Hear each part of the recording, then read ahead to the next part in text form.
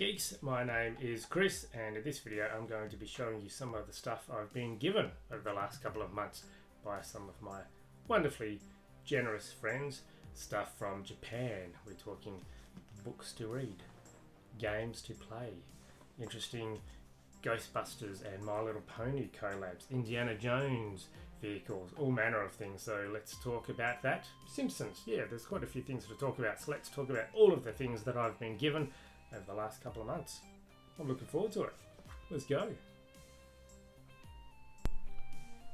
As you can see, this is a bit of a mishmash of different stuff that I've been collecting over the last couple of months. I thought I'd just put it all together in one video. So most of this stuff is stuff that I've been given for free, which is awesome, just by friends and whatnot. So I'm always pleasantly surprised to receive gifts.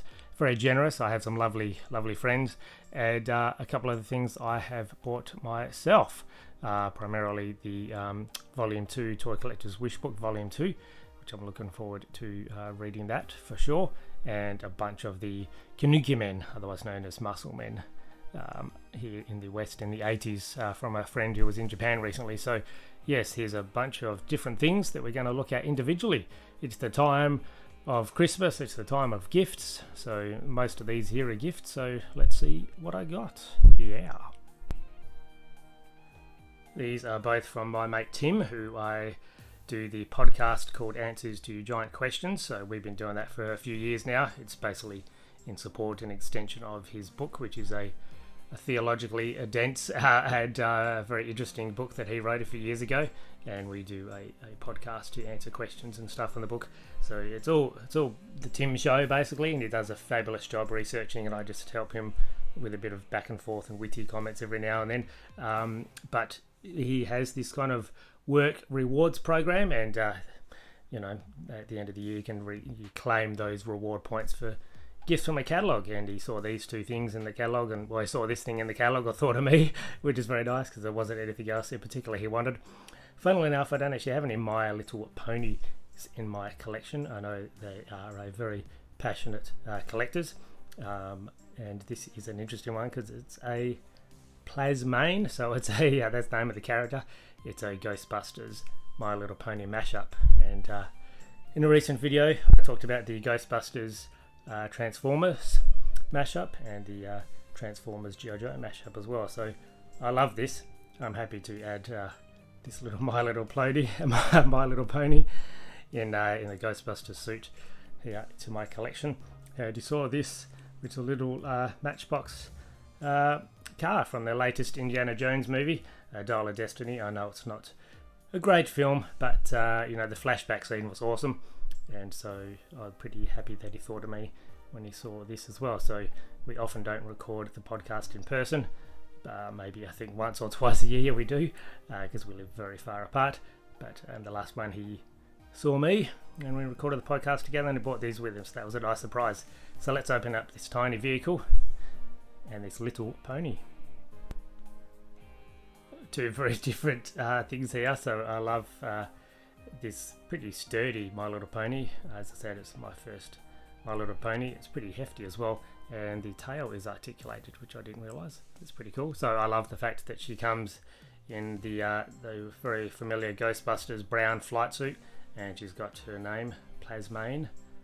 So a bit of a play on words, I guess, with mane being the horse and plasma, ectoplasm being the goo, and that the Ghostbusters are familiar, including that colour is very Slimer-like. So yeah, the very familiar Ghostbusters logo as well. So that's pretty cool. I'm pretty happy to add this to my collection. I've got a few Ghostbusters pieces on display in my toy room, and young Plasmane, is going to fit in very nicely. I'm a sucker for these collabs. And as I said, this is the little tuk-tuk, the Tangiers tuk-tuk from the little chase scene in the last Indiana Jones movie. It's certainly better than the one that came before it, the Kingdom of the Crystal Skull, and I'm always happy to see Indiana Jones, Harrison Ford on the big screen in any capacity. And he's still in good shape for a man in his 80s, 70s, 80s, and obviously here will be Red Hulk replacing William Hurt in the new Captain America movie, which is pretty awesome. So yes, that's pretty, comes in two parts. The roof comes off and you just put it together like that, but yeah, quite detailed, just molded together like that. snap it together, and the wheels work. And yeah, pretty detailed how small it is. I don't have a lot of kind of Matchbox and Hot Wheels cars, but the ones that I do collect are normally pop culture related. So if I look slightly to my right, I can see the Jaws car, the Star Trek Enterprise, Kit from Knight Rider. So I've got a few, so I'm quite happy to add this Indiana Jones one. Mostly the wheels work, rolls away, so perhaps these two can have a race. So yes, thank you Tim for gifting me these lovely figures and vehicle. Dungeons and Dragons takes up a fair part of my life. So my Dungeon Master in the fortnightly game that I play in has a 3D printer and has had for a couple of years, so he's always printing out different things and testing different paints and different STL files and whatever. So he had a bunch of stuff to gift me at the last Dungeons and Dragons session that we had, including this very colourful sea creature of some kind, and all various monsters and whatnot. It's pretty freaky looking thing. So yes, these are just all 3D printed. It's pretty awesome for D&D. You can get a lot of free STL files, the files that you need to 3D print. There's lots of readily available ones out there, and I do love the minis in D&D and the theatrics and all that kind of stuff. So he's kind of primed and painted some, and then some I'll probably just paint over the Christmas holidays. But there's some pretty cool looking ones here for sure, and it's pretty amazing what you can basically just get for free, and it's online, and it's amazing what the 3D printer can come up with these days. So just the textures and the detail, pretty awesome for sure. Yeah, some of these are pretty scary, that's for sure, but I am gonna have fun. There's a chubby little pirate guy with a bit of a candle, Molotov cocktail type thing, using some of these in my games. Looks like a bit of a freaky court jester with a whip, and yeah, and a little treasure chest. So pretty cool D&D type things that I will hopefully, I'm sure, find useful in my game. Speaking of D&D, I got a couple of these at work today, which is very nice. So I've actually got the complete set of the Dungeons & Dragons Lego minifigures already. I do have a couple of doubles, but those that I do just kind of give away or whatever. But so these were on my desk this morning at work, which is very nice, as part of a Secret Santa present, I guess. I also got this lovely little Superman tote bag, also from the Secret Santa Christmas party we had at work recently. So that looks like handmade and hand stitched, so very lovely. But let's open up these Lego minifigures D&D. They're very cheap, very accessible, and they're pretty awesome. Let's open these two up and see what's inside. Well, that's pretty funny. So I opened up them both, and they're both the same, which is a bard. Actually, you already got two bards, and I actually play a bard in my fortnightly campaign. I play a half-orc bard, so that's pretty funny. They've got another couple of Lego minifig bards, but so awesome, and it's so good to see Lego minifigures expanding their horizons into Dungeons & Dragons. So those are the 12 that you can get, and yeah, you can find them anywhere, like EB Games, JB Hi-Fi. I think Woolworths even sells them, and they come with quite a few different accessories. So some of these are just different species or whatever. You've got like a bit of Dragonborn Paladin, you've got a Druid and whatnot, and yeah, I'm pretty excited, and some particular characters from Dungeons and Dragons lore as well. But let's throw together the Bard and see what he looks like. I love these, they're so cute.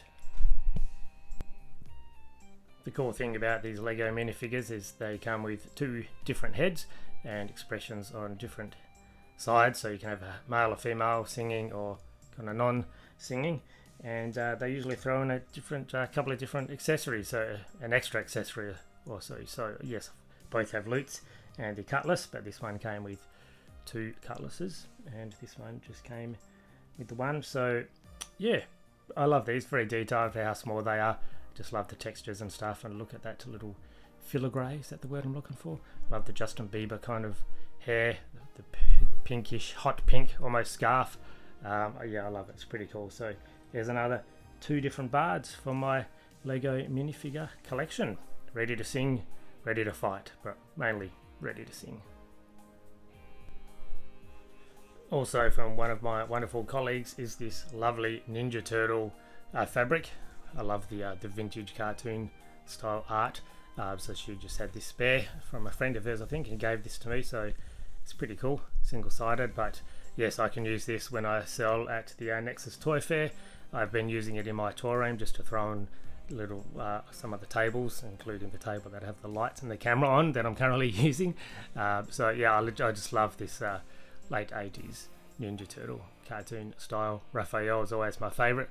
But yeah, I've got some Superman and Batman and I think some Star Wars fabric around the place as well. So very happy to add this awesome free fabric to my collection. One of the girls from my Dungeons and Dragons group was in Japan with her husband recently, and I asked if she could find any Kinnikuman for me, because I know they're quite readily available over there, well, more so than they are here in the West.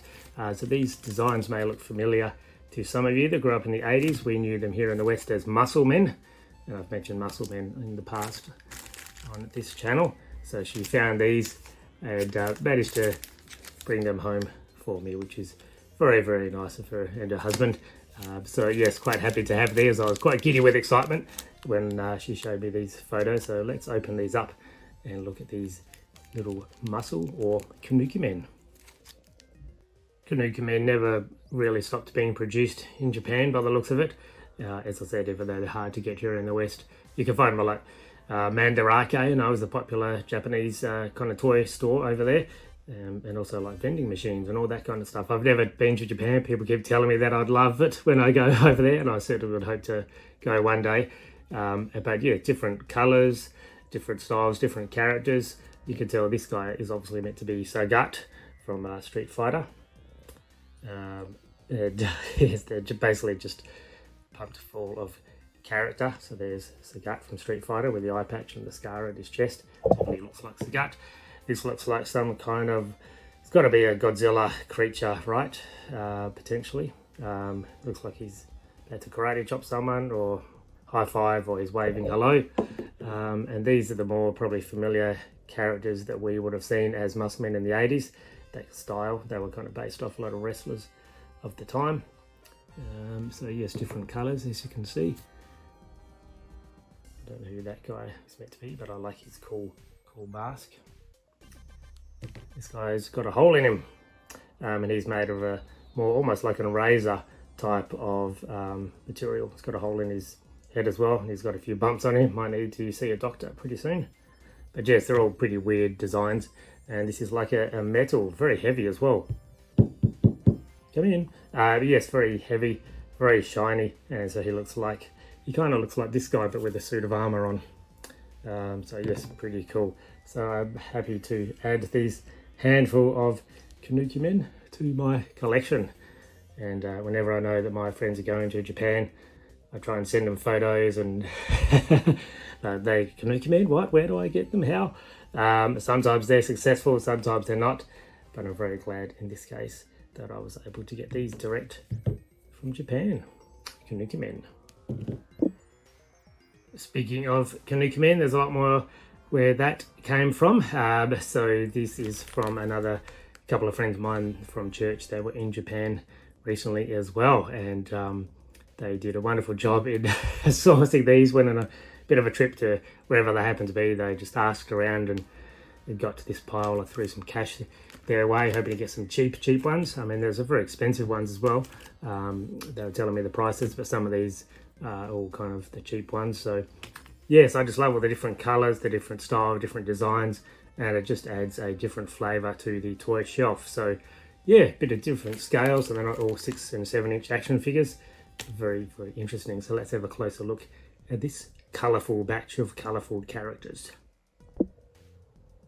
Kinnikuman was a manga. It started in 1979 in Japan, and as I said, it's still going strong over there and not particularly well known outside of Japan. It was kind of started initially as a parody of Ultraman, from what I understand. It's kind of like a wrestling tournament with all these colourful characters, and you can see that that's very evident in a lot of the original character designs, but they still keep making them, and there's so much variety. So yeah, I'm sure these characters have names and powers and backstories and all that kind of stuff, but I don't know any of them. So here's another couple of very shiny kind of characters, gold and silver. Look how shiny that is. I love it. So yeah, Some you can just grab like handfuls in big bags that are easily accessible over there, and some come in little individual bags with little like barcodes and stuff like this with their price, and I assume that's the QR code for the shop that you can get them from or whatever. But yes, all different colours, very kind of flexible kind of material, so they'll release the same character in different colours. So this guy certainly looks familiar. I had him in, I think, the original kind of flesh coloured in the 80s. And yeah, you could really see the kind of wrestling, influence on these characters. He's a pretty cool, gummy, see-through looking guy. But yeah, some of these characters are just so wild and so wacky. I just love them. So unique. I mean, look at this guy. He's a bit bigger and he's like, I don't know what's going on there. Very, very interesting. So yes, if you're ever in Japan and you ever come across some of these Kinnikuman, just grab yourself some. Grab a handful if they're cheap, and they'll certainly look good on your shelf. So yeah, thank you to my friends that always manage to pick me up some cool things from Japan. I can just look at these all day. There's so many different ones, and they're also unique. Yes, very, very cool. Happy to have some of these added to my collection. Well, grease me up, woman. It's Groundskeeper Willie. He's got many memorable quotes from The Simpsons, so I was gifted this by one of my nephews. And these are available at Kmart. I've got a whole video actually dedicated on the new line of Simpsons figures from Jakks Pacific. So I've got the family set and the living room set, which comes with the Homer. And in that video I talked about the Otto. And the other one I mentioned in that video is Groundskeeper Willie, and he was the hardest one to find. So I looked and I waited for a while, and then my nephew found it and grabbed it for me, which is very nice of him. So yes, obviously one of the most memorable characters from the Simpsons animated series. Comes with his bagpipes, comes with the shovel, because that's how he keeps the grounds. And they're surprisingly articulated. So yes, he's got some good little joints there with the knees and the elbows. The mouth doesn't move up and down, but it certainly looks like the show. Very on model. His waist moves and his head swivels as well, and I just love the colours and all that.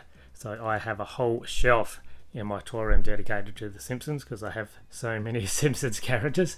So Groundskeeper Willie, very happy to add him to the mix. So yeah, Jakks Pacific are doing a fabulous job with these Simpsons figures, and they just keep releasing them. So these are readily available, and it's awesome to see that they're doing, like Moe's Tavern, the phone from Moe's Tavern. They've got the possessed kind of evil Krusty doll from the classic Treehouse of Horror episode, and a few other things. So yes, this is definitely a awesome figure. I got given this board game, Really Loud Librarians, which looks pretty fun. It's been on my list for a while actually to grab, so I got this from a former colleague, a friend, and it looks pretty awesome indeed. So pretty happy to grab this, and you can tell by it's by the Exploding Kittens people, which always makes some fun and pretty chaotic games. So that'll be good for a games night. I do have games nights quite often. So yes, get clues, you shout words, and you kind of work your way around the racetrack. So yes, looking forward to playing this perhaps over the Christmas break. So another good game to add to my collection.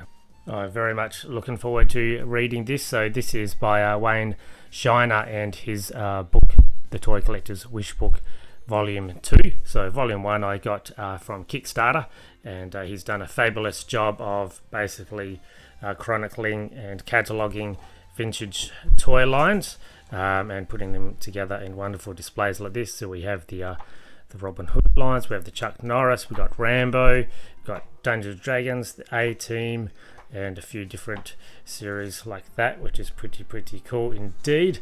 So yes, looking forward to reading Volume 2. So I've been slowly making my way through this Volume 1, which is a Kickstarter, and Volume 2 just got released. So let's have a look at that now. I love the shipper box that the Volume 2 came in, and you can scan that barcode or look up retro Toy Quest or Blue Milk if you're interested in looking at the other volumes. So volume 1 and 2 are out now, and volume 3 and 4 are hopefully on the way soon. So yes, each volume looks at in depth the toy line from the 80s. So the first volume we just looked at briefly, and volume 2 covers like Tron and Dune and Superpowers, which I love, Mask, Brave Star, and Star Trek The Next Generation, the first series of action figures, 1988 line of action figures from Galoob. So yes, very excited to read these. He always does a wonderful job at interviewing at different makers and the people behind the creating the products, the action figures at the time.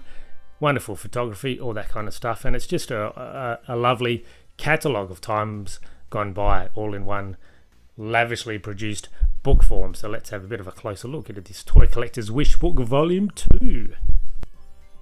If you are a toy fan, toy collector, I definitely recommend picking up these Toy Collector's Wish Book series. It's just a wonderful visual history, as the subtitle there says, of the golden age of toys, which definitely is from the 80s, and with each volume obviously covering a different toy line. So there's quite a few classic toy lines in here, so let's have a very brief look. I'm not going to do it justice by flicking through these pages, but it's pretty exhaustive in what it covers. So we've got the Galoob toy line from the Star Trek The Next Generation, including playsets, vehicles, unproduced stuff.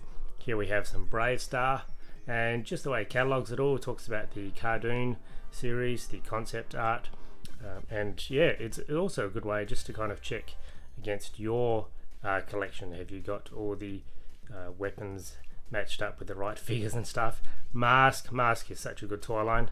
I'm glad it looks like it's coming back with the transforming vehicles and the little minifigures, what they call masks, and the animated series with a wonderful theme song. And yeah, obviously we've got Kenner Superpowers as well. Just puts me in a good mood looking at Kenner Superpowers pictures based on the DC Comics classic characters from the 80s. I've got a whole shelf in my toy room dedicated to Superpowers, such an influential and important toy line. And then we have other things like Dune, which I have no action figures at all, from the 1980s Dune movie. And yeah, as I said, interviews with the creators and that kind of stuff, and the original Tron film from 1982, I think. So yes, that's doesn't really do it justice, but that's volume 2. Wayne Shine has done a fabulous job, and I look forward to collecting more of these wish books. We've got to be honest, this is a pretty cool and diverse haul of stuff. So yes, I'm looking forward to reading the book, playing the game, incorporating some of these minis into my D&D games, and displaying and playing with the rest of the stuff that I have either purchased or got given from some of my wonderfully generous friends who know me very well. So I'm very blessed that they would think about me when they're in Japan or shopping or whatever, and see something that I like and grab it for me. So thank you to all those friends that have given me stuff that is displayed in this video here. So yes, it's pretty awesome that I have such friends like that, and I'm always happy to add some more interesting things to my collection, including such wonderful Kinnikuman. So thank you for watching all the way to the end. Give it a like, give it a comment, give it a subscription if you're not subscribed already, and I'll catch you at the next video. Goodbye, geeks!